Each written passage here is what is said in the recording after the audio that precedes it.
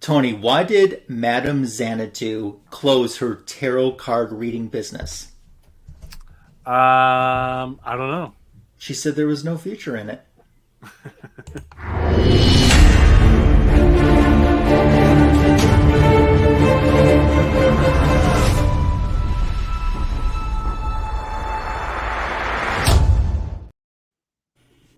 Welcome to the greatest DC Comics show on YouTube. It's Fanboys Live and the Retro Review. We're so excited that you're here and welcoming you to the show. On behalf of myself, Ryan Magic Lasso, I welcome Signature King Tony Fett. How are you? Hello. Thanks for tuning in, everybody. Yeah, thanks for joining us tonight. We have no Comic Food 2814. Still not interested in us this weekend. What can you do? No Tim the Comic Collector. At this point, he's a guest appearance. Yeah, he would be a guest appearance if so.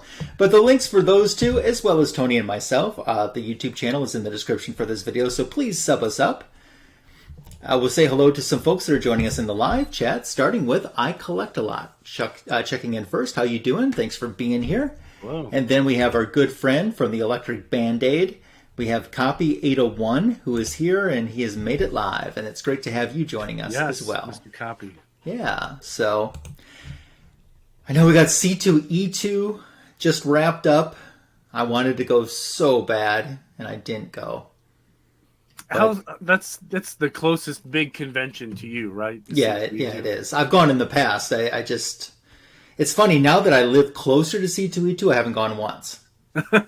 I live 3 hours further away, and I went several times, so... I didn't see a lot of coverage. I did see that Jorge Jimenez had a huge line, not surprising since he's not from North America. You know, the fact that he's here, people want to take that opportunity to get an autograph or say hi or ask a question. So I probably would have gotten in that line for him because I'm a fan. I probably would have too, yeah. Yeah, I'm a fan. So, and Kenneth Bird is joining us live as well. Great to have you here, my friend. Love seeing you here. Thanks for stopping by. How was your week, Tony? What's new? Oh, man. Nothing new. Tony, you did the same thing that Copy did, right? I bought something there and didn't even go. Yeah, well, yeah. I guess technically I got some C2E2 exclusives. Yeah. And it wasn't even in attendance, so... Yeah, JP nice. Budget Collecting did the same thing, and he showed that on his whatever report last night, what he got. Yeah, very cool. Yeah. So, nice. So you had a good week? Yeah, nice warm weekend here, and looking like it's going to be a nice warm week coming up here, so looking forward to getting outside and doing some outside stuff. Nice. We got a lot of rain going on here. That's for sure. Yes. Copy says he bought a statue. That wasn't what I was expecting him to say. Well, who was it of? See, I got to stay away from statues because I will buy several. No exclusives. Okay. Well, you can't blame me for asking. I got 2 out of the 3 exclusives. I got sniped literally as I was typing in my credit card. That's on you. You were watching that for hours, though. And you waited until that was down to like nothing, and then it sells out on you. I did. You're right. I'm the only one to blame for that. But yeah. But still, it was in my cart. It was in my cart. I know, that makes it even worse. Yeah. So, you'll get it. I'll get it. You're right. I'll get it. I'm not worried about it. Yeah. Now just need Hope Larson to come back and sign them all. Yeah. That'd be fun. Yeah, that's cool. So, where are we at with DC Comics news? To me, it doesn't seem like there was a whole heck of a lot of stuff going on. I was expecting some kind of big announcement coming out of somewhere from C2E2. I guess they're saving all that for San Diego, which is okay. Yeah, I never seem to see the big announcements at C2E2. I just seem to see a lot of the cool stuff. Hey, I'm okay with cool stuff too. I love cool stuff. One of the big not C2E2, but the news from the DC universe is the Green Lantern played by, who was it? In the new one. I'm trying his name. Nathan Fillion. Sorry, Nathan Fillion. He started filming his Green Lantern scenes this week. I believe it was Thursday. Okay, So cool. he's doing Green Lantern stuff. So that's pretty cool. As a big Green Lantern fan, I'm all about that. I'm curious to see how the whole outfit's going to work. Yeah. Whether it's going to be CGI or practical. Obviously, they didn't let us know, right? Yeah, that's right. Scott Snyder's doing a DC Absolute. Yep. Or is it Zack Snyder? I think it's Zack Snyder, isn't it? Yeah. No? No, God. Zack Snyder did the movies. Wait, Yeah. yeah, Zack Snyder did the movies, yeah. Well, now I got to look. Now we gotta look. Because I thought he was also assisting with Copy saying nope. Yeah, I'm probably not doing what I'm talking about. Yeah, I get the two confused all the time. Yeah, you're right. Mm-hmm. But yeah, they've started filming Green Lantern scenes, which coincides with the next news announcement that I have from James Gunn's Twitter page. He has a Green Lantern fist, with the ring on, just that, with the white glove, and it's all bloody, and there's like a light coming out of the ring. Which it's tough to say who it is because there's only two lanterns that wear white gloves. Guy Gardner, who's already in the Superman movie, and Hal Jordan. So is he...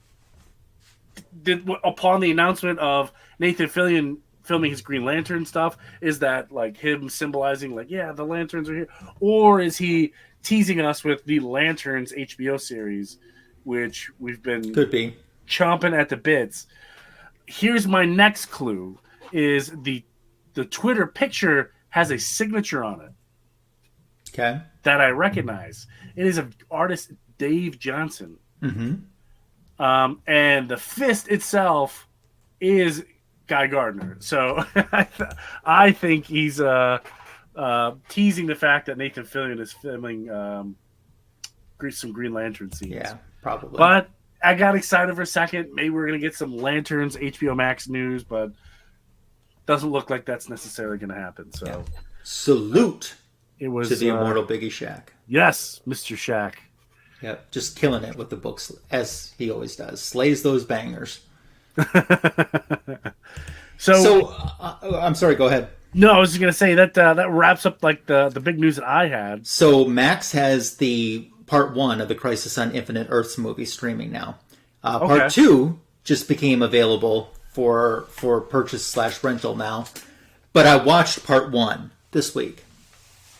Oh man, Tony. Was it rough? It's a great movie. I just wish it wasn't called Crisis on Infinite Earths because the first 40... I mean, here's the thing. I'm not going to do a lot of heavy spoilers here. The first 40-some minutes is not Crisis. What? It's not Crisis. And then about 40 minutes in, it kind of becomes Crisis a little bit, but... That doesn't. They definitely have changed a lot. It's someone else saying, "Oh, my version, my adaptation of it's better." It isn't.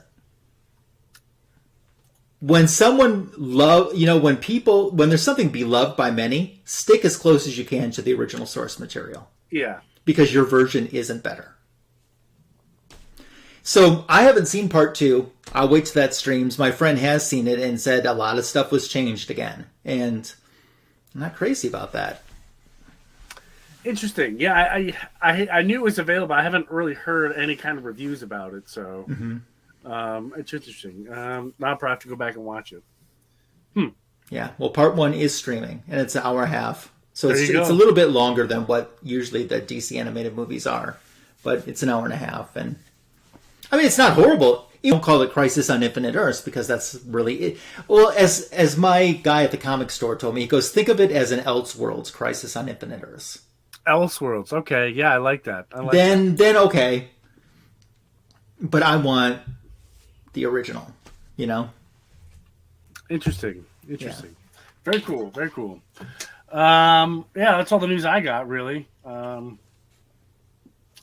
Anything news-wise coming up for you? God, no, I didn't see a whole lot of. Yeah, it's been pretty quiet. Comic book stuff. It was. Yeah, lots of C2E2 exclusives. It looks like. Yeah. which is fine, but I want some juice. I want some meat. Yeah.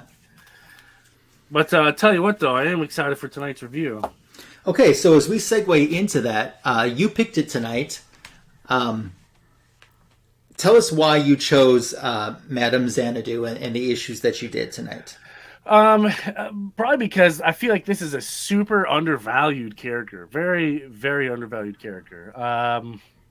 For those of you who've seen Swamp Thing season 1, she plays a small role in that. I imagine they were going to expand on that in the future, had there ever been a season 2. But this is, like I said, a super undervalued character who can really be an asset in a lot of ways. So, and we've never really we've mentioned her in passing, but we've never really talked about her, in the spotlight. So I definitely wanted to make sure that she gets her day in the sun, so to speak. Yeah. And if you want to pull up the assists, because her first appearance came actually in a title called Doorway to Nightmare, issue 1, which is going to be our first retro review tonight, which I'm going to do. But as you go to pull that up, I'll just say, a place where nobody dared to go, the love that we came to know, they call it Xanadu. It takes your breath and it leaves you blind. And now open your eyes and see what we have made is real. We are in Xanadu. That's as close as you're going to get to any Olivia Newton-John with this character, Madame Xanadu. Although, in all fairness, Madame Xanadu was published, I think, in 1978. And the Olivia Newton-John movie and song of the same name did not come out until 1980.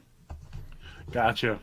So, check out that cover, though. I mean, if you want to go back up there, I think that's a cool cover.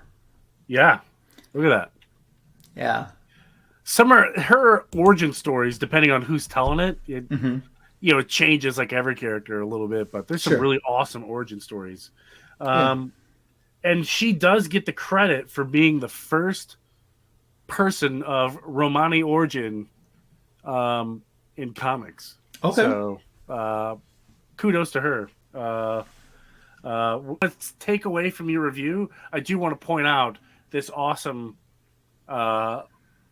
penguin hostess ad, fruit pie thing. Those are amazing. All those ads are amazing. Yeah, I love the old ads. I do too. I think that those are just awesome. So, in a Doorway to Nightmare book, we had to have some hostess pie ads. That's right. So as we start out here on this splash, they're kind of setting up the scene. We are in the East Village of New York City. And they say, it's a building that you might just pass by and not really even pay that close attention to. But if you did pay attention to this, some say it's an emporium of truth. Some say it can be the gate to a world of realized dreams. And to others, it remains a terrible doorway to nightmare. And if you look on the door itself, there's a sign that says enter freely. And then... what does it say underneath? Does it say unguarded underneath? I don't know. We'll have to look at that a little closer because I think it shows in the story. So as we go into the next page, we're going inside the shop, and we're seeing that it's the workplace and home of Madame Xanadu, and she's in there. They say Madame Xanadu is at least what we're going to call her, and she's lighting a candle, and there's some thick incense in the air. She's getting out her deck of tarot cards, and she's about to cut the cards, and she walks over to the shelf where there's these odd-looking jars, and they say a hint of amusement plays upon her rich redness of her smile as she looks at them, for whatever memories inside these jars must stay a mystery for the moment. And they say all of a sudden the doorway opens, so someone's coming into her door. And it's a woman named Cindy Barnes, and she was passing by and saw the sign. And she says, well, I came in. Well, she says, I don't even really know why I came in. And Madame Xanadu says, well, perhaps you have a story to tell. And if we're to help him, I suggest the tale had best be told soon. And then Cindy's like, him? How did you know? She's like, call it feminine intuition if you feel a label necessary. Now sit down and talk, and I'll search the cards for the answers you're looking for. She says, I don't know where to start. Madame Xanadu says the beginning's always a good place. She says, okay. It goes all back to about a year ago. So we flash back. She's a girl from a small town in Kentucky that's come to the big city because she wants to be an actress. So she realizes that New York is a pretty tough place to try to make it, and but she gets an apartment, she furnishes it with flea market goodies, and sets out to try to be a star. No one's interested, but she got a part or two, and one was really good in a play. And then she realized a huge mistake she made is by getting fired over arguing about the character and some of the character's lines and what direction the character needs to go. The director's always right, and he fired her. But what she had going for her, the writer of the play felt so guilty about it, he wanted to take her out to dinner. And they went to 21, which is a big New York City club, and something that a young actress doesn't get to do every day. And his name is Brad Jacobs, and he's Broadway's hottest playwright. And as they're talking, she points out to him everything that she felt, how the play could have, the flaws it had and how it could have been better. And he actually agreed with her and wrote a new play using some of the things that she said and got her cast in it. And not only is that going well for her, romance seems to blossom between the two of them. There's a panel right there where they're kissing, and you know spaghetti sauce stirring is just around the corner. But they don't show that. Instead, they show how the two of them have gotten a lot closer together. The play opens. It was a hit. She was a hit as well. And it kind of feels like that she had made it. But that's when things started to go. And Madame Xanadu interrupts and says, "The devil." And she says, "Hush, child. There's something." And Madame Xanadu sees something at the door. So she goes to the door. She rips the door open real fast. And there's a woman standing there named Erica. And she says, "Oh, hi, Sin. I was just on my lunch break and walking by and saw you through the window, and I'm just shocked. I mean, what's a level-headed lady like you being taken in by all this occult mumbo-jumbo, She said, "Why don't you grab some burgers and Will?" And he says, "You just go on ahead. I like to grab your neck, you minx." And Madame Xanadu's like, "Stay calm. You don't have to leave if you don't want to."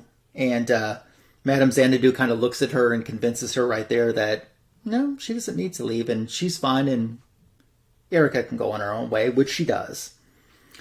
And Cindy says, "Finding me was no accident, that witch." And Madame Xanadu says, "Okay, just go back to telling me about some trouble." And she's like, "Oh, you just met the trouble that I had." And Erica's the set director for this play. And they started chumming around with her boyfriend, the play's screenwriter, Brad.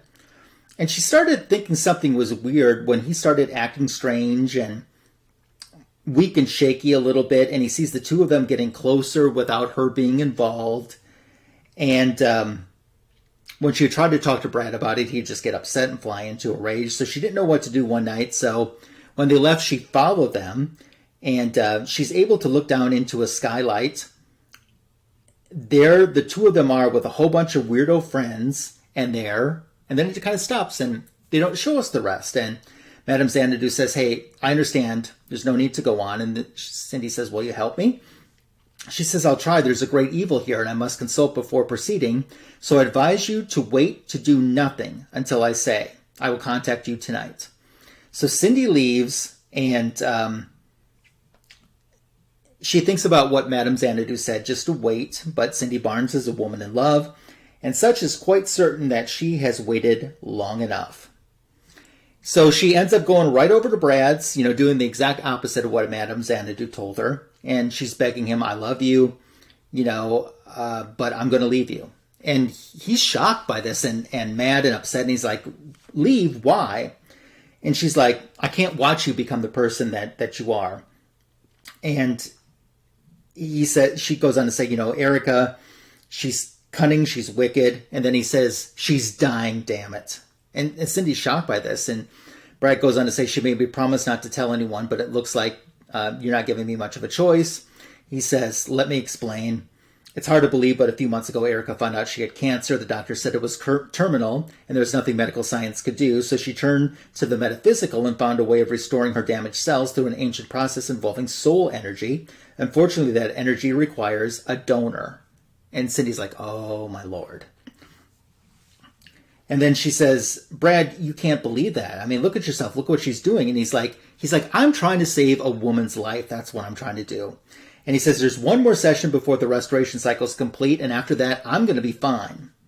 And Cindy says, well, so there's nothing I can do about this. Huh? And she kind of says, damn you, and walks out on him. It's raining out there, and she's upset, and she's been spied upon by Erica. So back in her apartment, about an hour later, she's in her scantily clad nightgown when the buzzer rings, and Madame Xanadu is at the door. And Madame Xanadu says, I have news. And she says, well, I have a big bulletin for you. Hold on until I get some coffee. And then out of the tea kettle, the steam comes out that forms like a demon. And Madame Xanadu says, you have nothing to fear. And she rips her cape off, essentially kind of smothers this demon, makes it disappear. And Madame Xanadu says, well, maybe what you saw is merely an illusion caused by light passing through this gift that I brought from my shop. She's like, I brought this because I thought it might cheer you up. And Cindy's like, am I just going crazy or what's going on? And Madame Xanadu says, there's really no time for explanations. You must hurry and get dressed.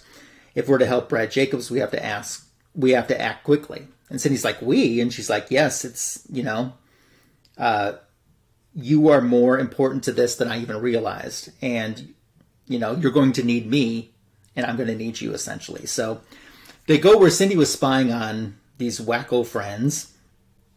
And as I guess this is Erica's apartment, perhaps, and Cindy takes Madame Xanadu up there, and you see that I don't even know how to describe it. It's like this crystal energy or whatever is above them, with this occult around them, and Cindy kind of yells out at Erica, and that's when Erica reveals herself to be the daughter of King Tut, which I didn't see that coming at all either. No. And Cindy's like, well, that's crazy. And she's like, well, not really.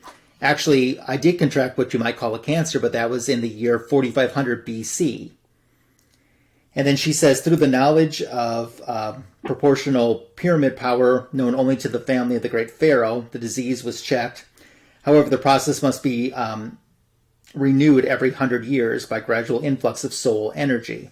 So essentially, she's sacrificing Brad's soul and the energy of his soul to keep her still alive and young. And she pretty much has him under Erica's control. And Cindy's obviously upset. And we're talking how the crystal pyramid, is drawing the power, and not even a great god could get through it. Cindy turns to Madame Xanadu and asks for help, and Madame Xanadu says, I'm sorry, Cindy, but in the matters of the soul, my abilities are somewhat limited, but I'm afraid I'm allowed only to advise. And she says, however, since the key to the problem seems to be that crystal pyramid, if it were somehow to be removed, and Cindy picks up on what she's saying, and she busts it. She throws that object at it, and it completely busts. And it kind of breaks, at least Brad, if not some of the other people, free from this mind control spell that they're under. The fire breaks out. Cindy's like, come on, Brad, we got to go. And Madame Xanadu walks over to Erica, King Tut's daughter, and tells her that she's lost and that she is mine. And Erica says, let go. If I don't get the rest of the soul energy, I'll. And you see she kind of fades or decays away, like right in front of her with a scream.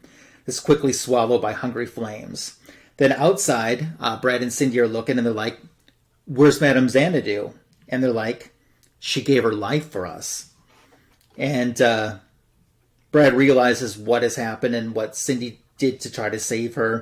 And he says, Madame Xanadu's giving us a second chance if you'll ever forgive me. And she says, you know something, Brad? For a man who makes his living with words, you talk too much. They kiss, and we go into the epilogue of the story, which takes place 3 days later on Christie Street. And they're walking by Madame Xanadu's shop. Cindy wants to go back there. She says, this place means a lot to me. And she realizes someone's inside. And they're like, well, who could it be? They're like, well, it looks exactly like Madame Xanadu as they go walking in. She greets the two of them and says she's surprised. And they're like, well, surprised to see us. We're surprised to see you. We thought you were trapped in that burning loft. How did you get out? And she says, as one of your fellow playwrights once said, Brad, there are more things in heaven and earth than are dreamt of in your philosophy is an answer that still has merit, don't you think? And he's kind of like, yeah, I guess. So she goes back, dusting those jars that we were talking about earlier, then pauses for 1 second. Her eyes wander over to the contents coming last to rest, which includes a vibrant red hair and Madame Xanadu smiles. And that's the end of her first appearance. Very cool. Yeah. I want to say hello to Bobby. Bobby! He is here. So,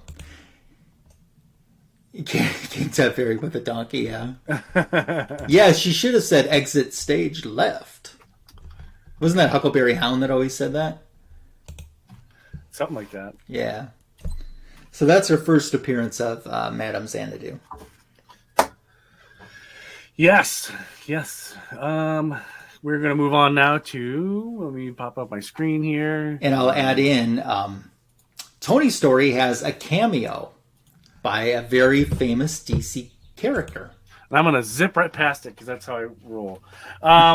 So after a little bit of history, Snagglepuss, first of all. Sorry, Snagglepuss, that's right. So after the... is this the right one? Yeah, that's the right one. So after the Doorway to Nightmare came out, the organization in the United States that represents the Romani people sued DC Comics for a whole truckload of... Obviously, they didn't win because they're saying, she's Romani. And the stereotype that Romani people have is, they're schemers, they're tarot card readers, they believe in witchcraft and magic. So I could see why they were upset. But, I mean, it's not witchcraft or a scheme if it works, right? Yeah. It worked. Mm-hmm. So that leads to this one. That was the first appearance of Madame Xanadu. This is the first solo title, Madame Xanadu. So to add a little something else in, this journey into Nightmare lasted, I think, 5 issues. Yeah, 5 or 6. And then the which I've talked about many times on my channel, the DC implosion happened, and all these massive titles that weren't planned to get canceled got canceled. That was one of them. But there were stories that were already completed for future issues.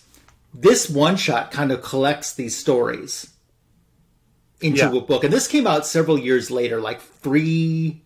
Yeah, I forget. 2.5 to 3 years later, I think. So, because they had some of this work completed, and obviously you don't want to sit on completed stuff that you've already paid for without publishing it. So that's where this comes from. Yeah, we're going to go ahead and get started here. So it kind of starts off very similar, like all Madame Xanadu stories. Someone walking into their shop, but in this case, this guy here, he's not looking to see Madame Xanadu. He's looking to, steal stuff. He's a crook. He's a drug addict. He's looking for, his next big score. So he goes into Madame Xanadu's shop, and he's, confronted, by Madame Xanadu, and he's like, hey, you're not going to find what you're looking for here, young man.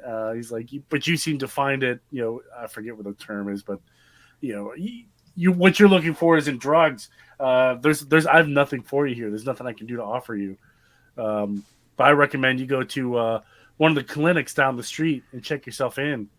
And he gets upset and here you find magic, or you, sir, find magic in drugs, Joseph. So she knows his name already, but he didn't tell her his name. So that's a little spooky to him. And then he says, I'm out of here. Cut to a couple days later, or 2 hours later in the morning, we have a young lady come in, and her name escapes me for the second. Linda, I think. Linda comes in, and she has a book of spells that her Aunt Esther gave to her when she moved to Mitchell, South Dakota, which isn't terribly far from where I grew up as a kid, which is kind of neat. It's only like an hour away. But she has this book of spells, and Madame Xanadu is interested in it. And, it turns out her Aunt Esther was practicing witchcraft, got in trouble, and was burned at the stake. But, she ended up with this book of spells. Not burned at the stake, burned her house down. I'm sorry. So he encourages Linda to sit down, and she's reading the tarot cards to key her future. And sure enough, Joseph walks in, the drug drug addicted Joseph comes in, and Linda and Joseph see each other, and they just get punch drunk love off of each other right away. And Madame Xanadu's kept asking for this book. Give me the book. Give me the book. Give me the book. And she says, you know what? I'm not going to give you the book. And she leaves. We cut to Madame Xanadu a couple days later, walking around the streets of New York, and she finds Linda and Joseph, at the old makeout point, is what they call it or whatever back in the day, and they're in love. So Madame Xanadu checks up on them again at their house, and they're definitely under the influence of something, and they're just all over the place. They're high as a kite. What is Madame Xanadu's first appearance? Doorway to Nightmare #1. Yeah, the book that we just reviewed. You might have joined us too late for that, Paul, but we just got done with that one. You have to check the rewind. So they're crazy, in love and high, and Linda keeps talking about these honeysuckles. Reminds her of being at home in South Dakota, and they're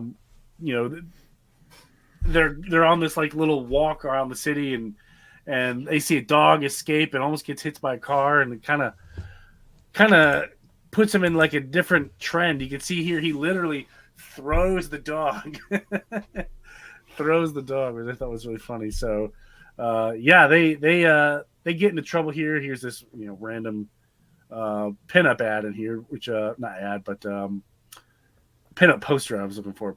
This is an awesome Madame Xanadu poster. I would totally buy this today as a poster. Absolutely, I would. And there's a signature down here that I can't quite recall who it is. But if anyone else recognizes this poster, let me know who the artist is. And as it turns out, they're going to this masquerade party, and they actually get possessed by 2 demons. And I cannot recall their names. One is Ishtar, Queen of Cups, and the other is Hail Tammuz, the King of Wands. So they get possessed. They've now fully transformed into demons. But Madame Xanadu is here, and she's trying to break them out of this spell or trance or whatever. And she's like, Joseph, Laurel, look at me. You must not do these things, not for them. Remember inside how you felt for yourselves. Now feel the bliss, feel the love that you had for each other. By the way, this is kind of like a love conquers all kind of thing. So that's where you go. And they come out of it. They see each other as Joseph and Laurel, not Joseph and Laura, not 2 demons. So time goes passing by, and the epilogue is, they're in Madame Xanadu's shop, and they're both clean, and they wanted to thank Madame Xanadu, and as a token of thank you, Laura hands the book of spells over to Madame Xanadu. So everybody kind of gets what they're looking for in the end here. In the next issue we have here, our little tease, falling down from heaven. So very cool. And by the way, hello to Paul. I think where was that Joker thing? That's where I want. Yeah, it's the Joker. That's who we were talking about. So scroll back up a little bit more. Keep going. He's that panel, the second panel from the left. Can you zoom in? Oh, I see him. Yep, right here. Yep. Nope, maybe I passed it. Zoom out. Oh, too far. Okay. So Joker was the big cameo.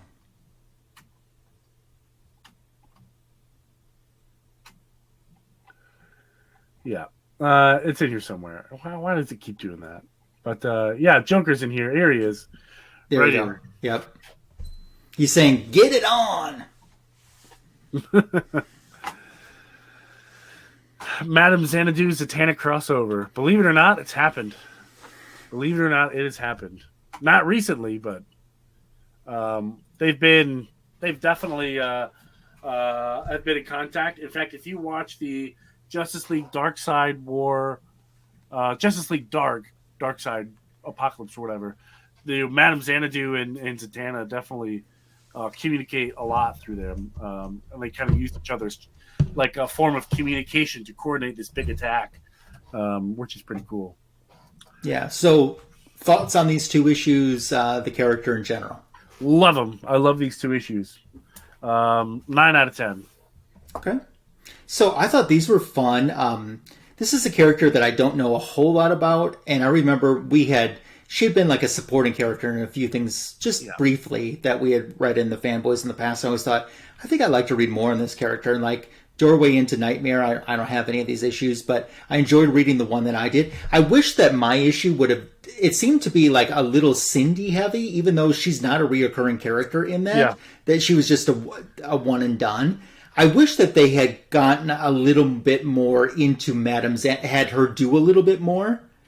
But at that time, too, they probably still were kind of fleshing out the character and who she is and stuff. And I would have liked it a little bit more to see Madame Xanadu, like, if she could kind of, like, in a way, walk into the past. I don't know if she can do this, like, but kind of, like, walk into the past. And she's the one Madame Xanadu's explaining the one, or explaining what happened to Cindy, because the cards have shown her or whatever. Right. I don't know. Just a little bit more Madame Xanadu, because she didn't, even though she's the key character, she almost took like a back seat to me. But it still was an enjoyable story, and I definitely read other issues. I see on the DC app there's some other issues from Doorway into Nightmare. I definitely read those.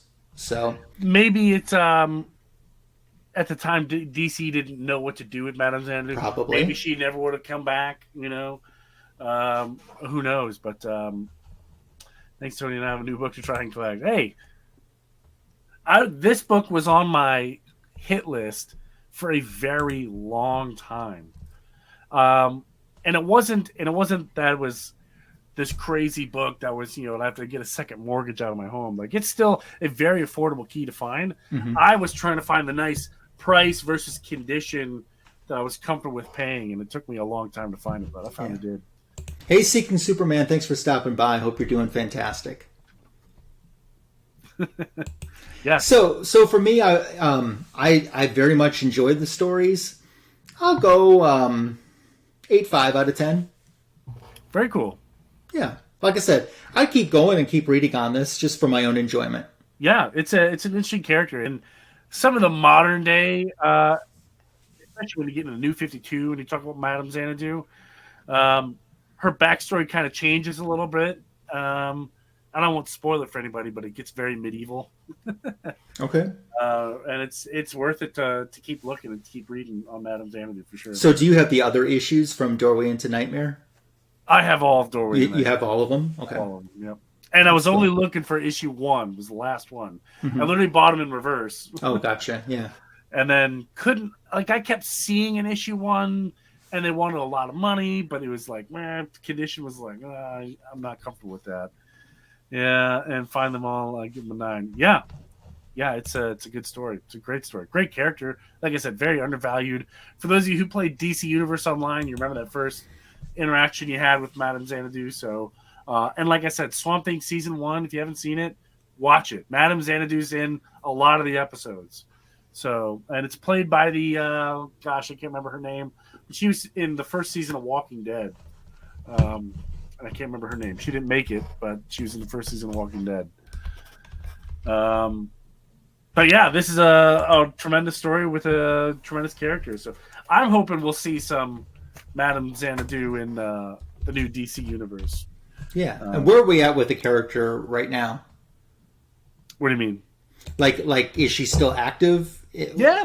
Just in Justice League Dark, right? Yeah, she's more of a Justice League Dark character. Mm-hmm. Yeah, you don't really see her pop up anywhere. But I mean, is she a team regular? Like, do we see her in pretty much every issue? Or she's not really a team regular. She's more of a tactical advisor on the Mystic Arts. So Paul's got a very pertinent question here. I believe that was Zatanna. I mean, maybe she did. John Constantine, I have no idea. But it's stirring that spaghetti sauce. Maybe they went on a spaghetti sauce date. I don't know. Yeah. Very possible. I love. That's my favorite question today. I know Madame Xanadu definitely stirred the spaghetti sauce with the Spectre. Oh. In fact, that is a hot issue to find. Because it's very detailed and descriptive. And how it ever made it past the comic book code authority. Like, when did that happen? Like, in the 90s, in the 2000s? I think it was in the 80s. In the 80s, wow. Yeah. Lady in the Tramp style. Oh, man. Yeah, it's worth it just to read like that, because that's an opening to a story. I don't remember if it's a Spectre story or a Madame Xanadu story. But if you look on the Key Collector app, type in Madame Xanadu, it actually pops up. Okay. It's I might have to read that digitally. Yeah, it's one of those, like, Superman putting a baby in the microwave or having a beer with his dad kind of issues. Yeah. Where DC is trying to hide it. And it's quite entertaining. Sounds that way. Definitely. Yeah. So as we kind of segue into the book show and channel, what you got going on and what you got to share? So on the channel, I submit right above my head here is the box going to CBCS. Right there. There's a box going to CBCS to get graded. So lots of signatures in there. I did a short and a live stream about which books are going. So check those out if you're interested. I have no idea what grades I'm going to get because I'm terrible at grading, so I'm not even going to try. And then very shorts. But for book show, I just brought my 2 Madame Xanadu keys here. The first is obviously the one Lasso read, Doorway to Nightmare. So this is the one. This is the key. This is the big chaser here. Took me a long time to find one in good condition. And the first solo series of Madame Xanadu. I think they complement each other very well. And if I could ever get Dave Englehart to come to a convention, I'll definitely get him to sign these. And I'll add Madame Xanadu signatures to the collection, which I currently have none of. I have no Madame Xanadu signatures. So it'd be fun. But that's all I got for my book show and coming up on my channel. Okay. So for me, I'll do my book show first because sometimes I have a tendency of almost forgetting that. After the story that you just reviewed, the one shot on Madame Xanadu, her next appearance was in a Wonder Woman comic book, although she's not on the cover. And it's Wonder Woman 292, which you might remember, Tony, we retro reviewed. I remember. Last year. The all-woman... The all-female storyline. And that was her next appearance, was inside of this issue as part of this story.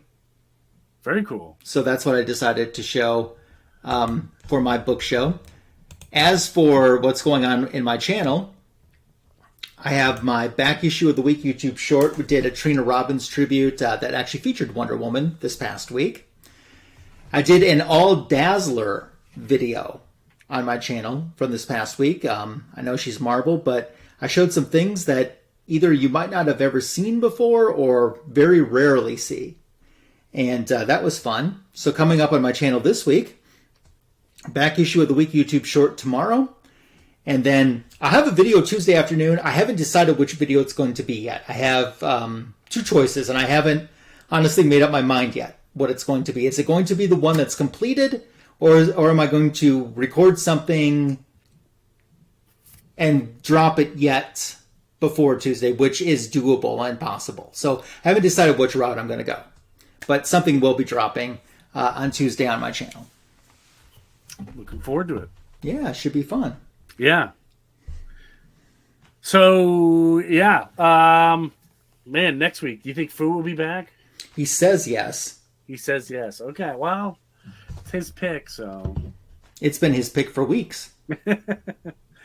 Yeah, someone should help him out. I heard he was on Elon Musk's rocket that just went into space, so hopefully he'll be back soon. Yeah. Man, we finished a little early. Got some time to kill. Yeah. But if anyone in the chat has anything to say, you can do that now. Otherwise, we're just going to kind of wrap it up and have a shorter one tonight. Yeah, for sure. But thanks, everyone, for tuning in. Yeah, and if you watched on the rewind, thank you as well for joining us tonight. Absolutely.